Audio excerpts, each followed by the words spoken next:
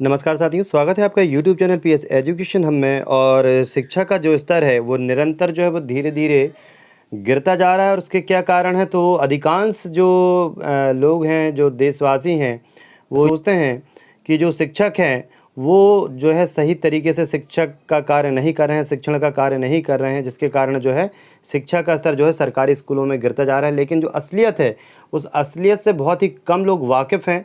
तो और उसका जो ज़िम्मा है वो ये कौन लेगा, ये कोई नहीं बताता है कि किस कारण से जो है वो शिक्षा का स्तर निरंतर गिरता जा रहा है, किन कारणों से और कब से गिर रहा है। इस बात का भी जो एक आकलन है, समीक्षा है, वो भी होनी चाहिए कि जो शिक्षा का स्तर है वो निरंतर कब से गिरना प्रारंभ हुआ है। और आज से 2 दशक पहले की जो पढ़ाई थी वो बहुत कम जो थी पाठ्य वस्तुएँ थी, शिक्षण सामग्री थी, उसके बाद भी बहुत अच्छी थी। जो पहली के बच्चे थे, दूसरी के बच्चे थे, केवल उनको जो पहाड़ा था, उस पहाड़े से शिक्षण का कार्य करवा दिया जाता था और बहुत अच्छे से बच्चे जो वो सीख जाते थे। और वहीं यदि आप वर्तमान में देखें तो शिक्षा के इतने सारे जो वैकल्पिक साधन उपलब्ध करवा दिए गए हैं कि पाठ्य पुस्तकों के अतिरिक्त भी इतनी सारी वर्कबुक हैं। और ये है वो है कि जहाँ पर 2 शिक्षक हैं केवल, वहाँ पर उन शिक्षकों के लिए कार्य करवाना मुश्किल पड़ जाता है कि 2 शिक्षक मिलके भी जो इतनी सारी बुक्स हैं, पाठ्य वस्तु है, उसके अलावा भी जो अन्य चीज़ें उसमें शामिल करवा दी गई हैं, वर्कबुक है। और इसके अलावा भी इतने सारे जो हैं अलग-अलग जो शैक्षणिक संस्थाएं हैं, वो शिक्षकों को इतना कार्य दे देती हैं कि शिक्षणों का जो कार्य करवाना, बच्चों को पढ़ा पाना बहुत मुश्किल हो रहा है। और एक और तो शिक्षक जो है वो केवल डाक बनाते रहता है और जानकारी एकत्रित करते रहता है, दिन भर सर्वे करते रहता है और वो सर्वे को रजिस्टर में लिखते रहता है, दिन रात लिखता है, घर आकर लिखता है, स्कूल में लिखता है। तो इस प्रकार शिक्षक जो है वो बच्चों को किस तरीके से पढ़ाया जाए, और एक तरफ ये निकल के आता है कि शिक्षक ठीक से अपना कार्य नहीं कर पा रहे हैं। तो ये एक बहुत बड़ी विडंबना है कि शिक्षक जो है वो कार्य करने के बाद भी जो सही कार्य हैं, शैक्षणिक कार्य हैं, जो बच्चों को पाठ्य पुस्तकों से अध्ययन करवाना चाहिए, और वो ठीक से नहीं कर पा रहे। तो उसके क्या कारण हैं, आप अपने विचार कमेंट बॉक्स में ज़रूर लिखें। और इस जानकारी को देखें, ये जो जानकारी छपी, जैसा कि आपने जो है सामने आपने पढ़ा होगा, और यहाँ पर ये जो लिखा है पेपर में जो आया है कि शिक्षकों को पढ़ाई के अलावा 36 तरह की ड्यूटी में झोंक दिया है सरकार ने। और ये पूरे एक ही प्रदेश की स्थिति नहीं है, सारे देश में सभी प्रदेशों की स्थिति है कि सारे प्रदेश जो हैं वो कहीं ना कहीं इन प्रकार की जो स्थितियां हैं उससे जूझ रहे हैं। तो जो भी जानकारी इसमें अपने कमेंट बॉक्स में आप अपने विचार ज़रूर लिखें कि बच्चों का जो शिक्षा का स्तर है उसके गिरने के क्या क्या कारण है, उसकी समीक्षा होना बहुत ज़रूरी है कि बच्चों का स्तर है जो वो गिरता जा रहा है। नहीं तो एक समय ये था कि कक्षा 1 और 2 के जो बच्चे थे वो केवल पहाड़ा पढ़कर ही जो है वो अच्छे से उनको बेसिक नॉलेज हो जाता था, पढ़ना लिखना सीख जाते थे और सारी चीज़ें सीख जाते थे। आज तीसरी और 5वीं का जो बच्चा है वो भी पहले के स्तर का नॉलेज नहीं रख पाता। तो आप अपने विचार ज़रूर लिखें और इस वीडियो को लाइक तो करें ही करें, शेयर ज़रूर करें, जिससे कि अन्य जो लोग हैं जो ये सोचते हैं कि सरकारी शिक्षक कार्य नहीं करता, तो उनके पास भी ये जो है मैसेज जाना चाहिए। और ये जो जानकारी है ये है तो जानकारी रांची से, लेकिन ये सभी शिक्षकों के लिए जो देश का प्रदेश का शिक्षा के सभी के लिए बहुत ज़रूरी है। तो हम देख लेते हैं ये जानकारी में क्या है और जो शिक्षक हैं वो क्या क्या कार्य करते हैं स्कूलों में शैक्षणिक कार्यों के अलावा भी। तो वो यहाँ पर एक जानकारी बताई गई है और आप इससे विचार क्या रखते हैं, इसके संबंध में क्या विचार हैं, कमेंट बॉक्स में ज़रूर लिखें।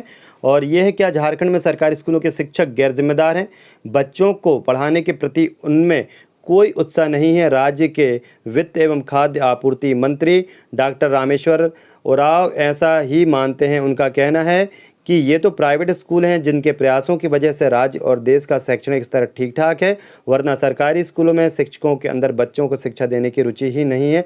पर मंत्री जी के इस बयान के उलट सिक्के का दूसरा पहलू भी है और यह बेहद हैरान करने वाला भी है। झारखंड के सरकारी स्कूलों के शिक्षकों पर पढ़ाने के अलावा लगभग 3 दर्जन दूसरी जिम्मेदारियां हैं।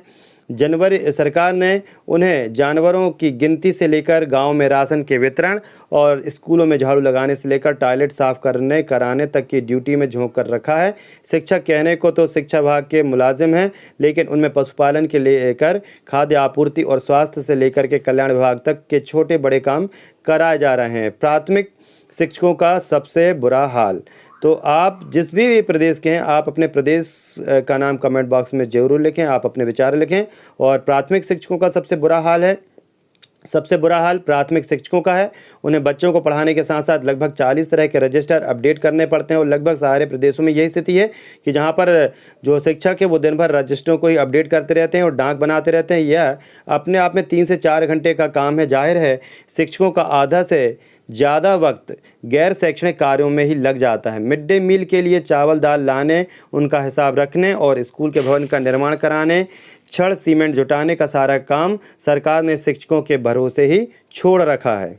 और यहाँ एक सूची दी है जिसमें एक मोटा मोटा हिसाब है और आप जो भी कार्य करते हैं शिक्षक, इसके अलावा गैर शैक्षणिक कार्य, वो उसको भी आप अपने विचार कमेंट बॉक्स में लिख सकते हैं। जिसमें कि चुनाव कार्य, जनगणना, पशुगणना, जिसमें कि चुनाव कार्य जनगणना तो ऐसा है कि शिक्षकों के लिए अनिवार्य कार्य हैं। इसके अलावा जो कार्यों में लगा दिया जाता है यहाँ पर पशुगणना है, आर्थिक सर्वे, राशन कार्ड सत्यापन, BPL सर्वे, MDM भवन निर्माण, चावल वितरण, SDM IS entry, data entry, शिशु गणना, पोलियो उन्मूलन अभियान ड्यूटी, फाइलेरिया दवा वितरण, आयरन गोली वितरण, एल्बेंडाजोल टैबलेट वितरण, छात्रवृत्ति वितरण, साइकिल वितरण, पोशाक वितरण, कोरोना ड्यूटी, पीडीएस दुकानों का निरीक्षण, बैंक में बच्चों का अकाउंट खुलवाना, विद्यालय की रंगाई पुताई कराना, स्कूल की सफाई कराना, टॉयलेट की सफाई कराना। किसी प्राइमरी स्कूल में चपरासी या सफाई कर्मी नहीं है। तो अधिकांशतः देश में, प्रदेशों में स्थिति यही है। और इसके अलावा भी बहुत से ऐसे कार्य हो सकते हैं जो शिक्षकों की जानकारी में हो, तो वो कमेंट बॉक्स में ज़रूर लिखें। फिर यहाँ पर जो एक मेन चीज़ है कि 43% स्कूल 2 शिक्षिकाओं के भरोसे हैं। तो शिक्षकों के ऊपर बोझ को इस बात से भी समझा जा सकता है कि राज्य के सरकारी स्कूलों में आज की तारीख में 23,611 शिक्षकों के पद रिक्त हैं। राज्य सरकार की ओर से विधानसभा में पेश आर्थिक सर्वेक्षण की रिपोर्ट कहती है कि पिछले 2 साल में राज्यों में स्कूलों की संख्या में 7.4% की गिरावट आई है। रिपोर्ट बताती है कि राज्य में 43% स्कूलों में केवल 2 शिक्षक हैं, केवल 15% स्कूलों में ही 5, 6 या इससे अधिक शिक्षक हैं। प्राथमिक से लेकर +2 स्तर तक के स्कूलों का एक जैसा हाल है। राज्य में तमाम +2 स्कूल ऐसे हैं जहां विज्ञान और अंग्रेजी विषयों में छात्रों का दाखिला ले लिया जाता है, लेकिन इन विषयों के एक भी शिक्षक नहीं है।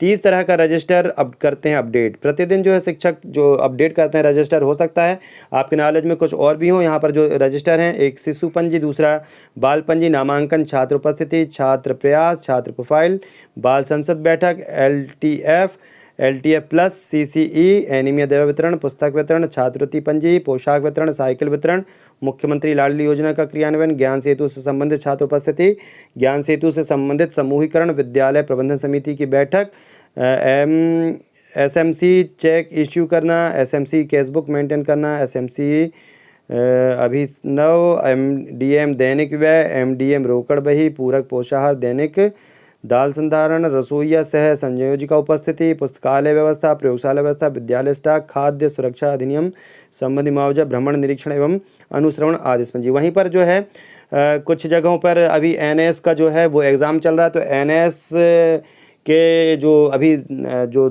पिछले 2 सालों से स्कूल बंद था और अभी बच्चों ने स्कूल आना प्रारंभ किया, और वहीं पर जो है NS भी रख दिया गया है बच्चों के सामने। NS सर्वे रख दिया गया है, बेसलाइन सर्वे रख दिया गया है। कई प्रकार के टेस्ट हैं। बच्चे भी एकदम जो अभी बिल्कुल पढ़ना भूल चुके हैं उनके लिए भी एक बहुत कठिन परीक्षा हो गई है।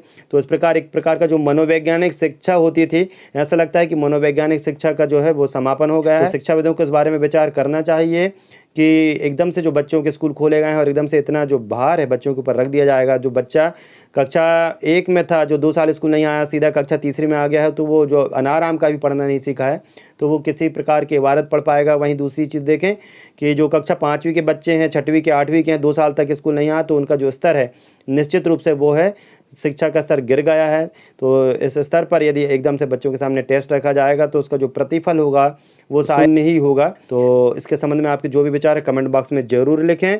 और इसके अलावा भी शिक्षकों के कई प्रकार के प्रशिक्षण हैं जो उनको ऑनलाइन करने पड़ते हैं, जैसे दीक्षा से संबंधित प्रशिक्षण या अन्य कई प्रशिक्षण ऐसे हैं जो शिक्षकों को ऑनलाइन है या यूट्यूब पर है। तो दिन रात जो शिक्षक है वो स्वयं भी प्रशिक्षण ले रहा है, इसके साथ डाकों के काम भी कर रहा है और अन्य इतने सारे लेखन के कार्य हैं कि ऐसी स्थिति में यदि किसी विद्यालय में 2 शिक्षक हैं या 1 शिक्षक है, 3 शिक्षक है, तो उनके लिए काफ़ी समस्या हो सकती है। इस संबंध में सरकारों को, प्रदेश सरकारों को और यहाँ तक कि जो देश में बैठे हुए शिक्षाविद हैं उनको भी इस बारे में विचार करना चाहिए। और आपके क्या विचार है कमेंट बॉक्स में ज़रूर लिखें। वीडियो को लाइक शेयर करना ना भूलें और चैनल को अभी तक सब्सक्राइब नहीं किया तो चैनल को सब्सक्राइब करें। धन्यवाद।